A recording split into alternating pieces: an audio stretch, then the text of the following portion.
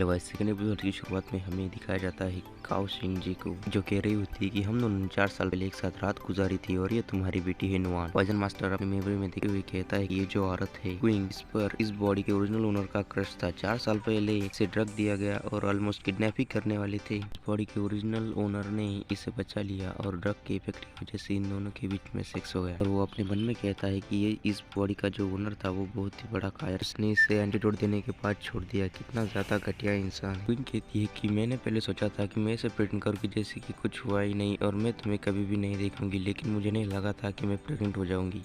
मैं तुम्हें पसंद नहीं करती, लेकिन हमारी बेटी इनोसेंट है, इसलिए मैंने उसे जन्म दिया और मेरी बेटी का नाम मैंने काओ नुआन रखा। तुम्हें मेरी फैमिली सिचुएशन के बारे में पता है। मेरे दादाजी ने मुझे फैमिली बिजनेस दे दिया, इसके वजह से बहुत सारे रिलेटिव्स मुझसे नाराज। अगर उन्हें नुआन के बारे में पता चला तो मुझे डर है कि वो नुआन को चोट ना पहुंचाए। मैंने इतने साल तक उसके बैकग्राउंड को सीक्रेट रखा, लेकिन अब वो चेक करना शुरू कर दिए, इसलिए मैं चाहती हूँ कि मैं उसे किसी ऐसे हाथों में दूँ जो कि उसकी केयर कर सके। मुझे समझ नहीं आ रहा था कि मैं उसे किसके पास दूँ, लेकिन तुम उसके बायोलॉजिकल फादर हो और ये मेरे लिए बहुत ही अच्छी चॉइस है। दिखाया जाता है कोई उसे छूता है, जो देखकर वो शॉक हो जाता है। तभी नुआन कहती है कि क्या तुम मेरे डैड हो? पर ये जो कहता है कि क्या मेरे साथ ये मजाक हो रहा है? मैं अचानक से यहाँ आया और अचानक से मेरी एक बीबी और बच्ची है। क्या ये लगता है कि ये हेवन की इच्छा है? मुझे इन सारे इमोशनल ट्रबल्स को सुलझाना होगा, रिटर्निंग को शुरू करना होगा इस औरत और उसकी बेटी के साथ। ये जो कहता है कि हाँ मैं हूँ, जो सुनकर वो बहुत ही ज्यादा खुश हो जाती है। वो कहती है कि वाह मेरे पास भी डैड है, बिल्कुल जिसका की तरह। जिसका कि डैड उसे गर्दन पर बिठाकर खेलने के लिए ले जाते हैं। क्या मैं भी ये ऐसा कर सकती हूँ? और ये जो कहता है क्या अभी? कहती है कि मॉम ने कहा था कि डैड के सामने पोलाइट होना,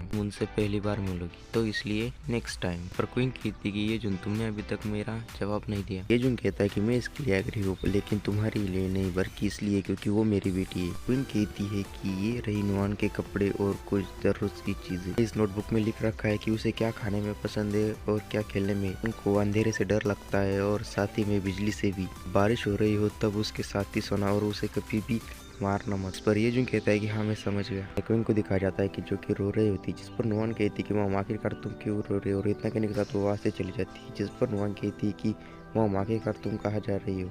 प्लीज रुक जाओ, क्या अब मैं तुम्हें और नहीं चाहिए? जितना सुन के क्वीन वहीं पर ही रुक जाती है। इस पर हमें नुआन और क्वीन को दिखाया जाता है जो कि एक दूसरे के गले लगते हुए, जिस पर नुआन कहती है कि गुड गर्ल, ये बस कुछ देर के लिए है, तुम कुछ दिनों तक डैड के पास ही रहोगी, जिसके बाद मैं तुम्हें आकर ले जाऊंगी। जिस पर नुआन रोते हुए कहती कि नहीं, मुझे आप दोनों के साथ रहना है, हम तीनों एक साथ रहेंगी।